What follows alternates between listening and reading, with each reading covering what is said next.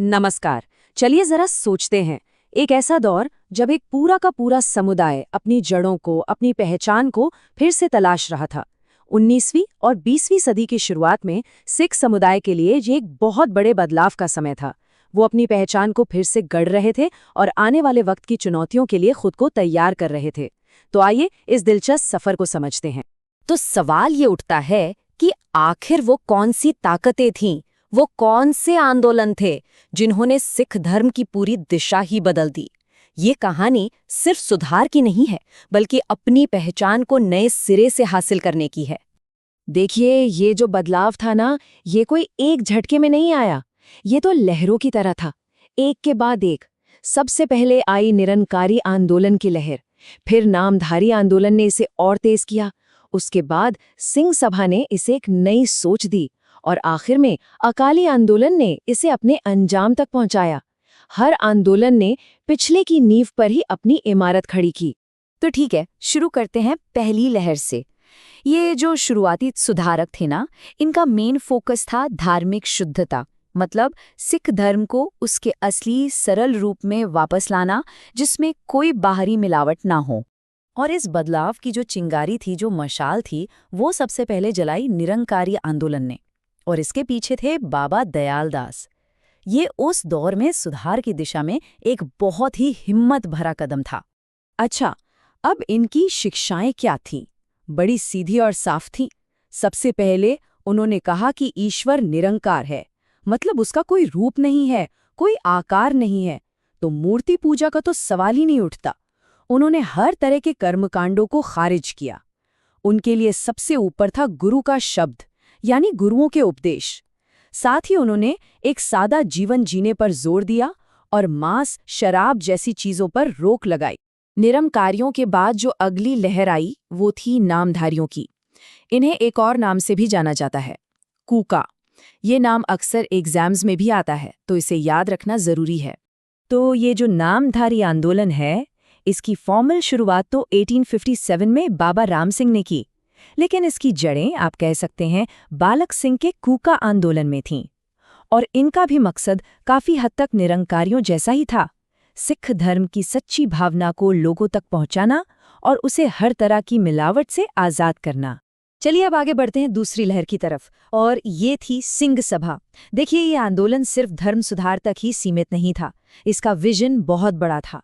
ये सिख समुदाय को आने वाले कल के लिए तैयार करने की एक कोशिश थी, जो अंदरूनी और बाहरी दोनों तरह की चुनौतियों का सामना कर रही थी। सिंह सभा के सामने आप कह सकते हैं दो बड़े मकसद थे। एक तरफ तो वो चाहते थे कि सिख समुदाय के लोग वेस्टर्न एजुकेशन हासिल करें, ताकि वो जमाने के साथ कदम से कदम मिलाकर चल सकें, और दूसरी तरफ उन्हें ईसाई और हिंदू मिशनरियों के बढ़ते प्रभाव का भी मुकाबला करना था।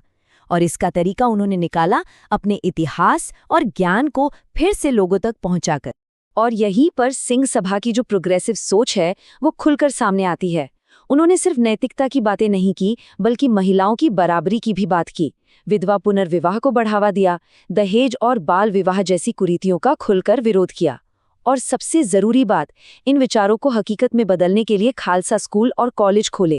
अब देखिए, अलग अलग जगहों पर कई सिंह सभाएं काम कर रही थीं, तो इन सबको एक साथ लाने के लिए, एक सेंट्रल बॉडी बनाने के लिए 1886 में खालसा दीवान की स्थापना हुई। इससे पूरे आंदोलन को एक नई ताकत मिली, एक नई दिशा मिली। और अब हम आते हैं तीसरी और शायद सबसे जबरदस्त लहर पर, अकाली आंदोलन। ये वो दौर था जब बातें, विचार अब सीधी कार्रवाई में बदल गए थे। ये लड़ाई थी गुरुद्वारों पर अपने हक के लिए, अपने धार्मिक स्थलों को वापस पाने के लिए। इसे गुरुद्वारा सुधार आंदोलन के नाम से भी जाना जाता है, और जैसा कि नाम से ही साफ है, इसका पूरा फोकस गुरुद्वारों में सुधार लाना था। हाँ, एक बात याद रखने वाली है कि अकाली आंदोलन कहीं अलग से नहीं आया था। ये सिंह सभा की ही एक शाखा थी, उसी की सोच से निकला था। पर इसका लक्ष्य एकदम साफ था, गुरुद्वारों पर जो भ्रष्ट महंत काबिज हो गए थे, उन्हें हटाना। ये वो पुजारी थे जो गुरुद्वारों को अपनी खानदानी जागीर समझने लगे थे। इस पूरे संघर्ष में एक बहुत बड़ा टर्निंग पॉइंट आया साल 1920 में। इसी साल शिरोमणि गुरुद्वारा प्रबंधक कमेटी यानी SGPC का चुनाव हुआ। ये एक बहुत बड़ा कदम था। गुरुद्वारों का मैनेजमेंट महंतों के हाथ से लेकर सिख समुदाय के चुने हुए लोगों को सौंपने की तरफ। लेकिन जाहिर है महंत इतनी आसानी से अपना कब्जा छोड़ने वाले नहीं थे। तो फिर क्या हुआ? 1921 में अकालियों ने उनके खिलाफ एक बड़ा असहयोग सत्याग्रह शुरू कर दिया। ये शांतिपूर्ण प्रोटेस्ट का एक जबरदस्त प्रदर्शन था, जिसकी प्रेरणा उन्हें देश में चल रहे स्वतंत्रता संग्राम से भी मिली। तो चलिए अब फटाफट एक क्विक रिवीजन कर लेते हैं। ये सेक्शन खास तौर पर उन लोगों के लिए है जो एग्जाम की तैयारी कर रहे हैं, ताकि सारे ज़रूरी पॉइंट्स एक जगह मिल जाएं। ये टेबल देखिए, इसमें सारी ज़रूरी जानकारी एक ही जगह पर है। निरंकारी आंदोलन, बाबा दयालदास, 1840s, मकसद था धार्मिक शुद्धि। फिर नामधारी आंदोलन, बाबा राम सिंह, 1857, सिख धर्म की सच्ची भावना का प्रसार। सिंह सभा, ठाकुर सिंह संधावालिया, 1875, पश्चिमी शिक्षा और मिशनरियों का मुकाबला। और आखिर में अकाली आंदोलन, 1920s, भ्रष्ट महंतों से गुरुद्वारों की आज़ादी। और आखिर में ये 4 की टर्म्स जरूर याद रखिएगा।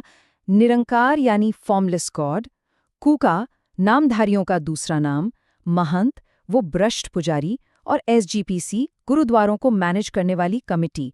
ये शब्द इन आंदोलनों को समझने के लिए बहुत जरूरी हैं।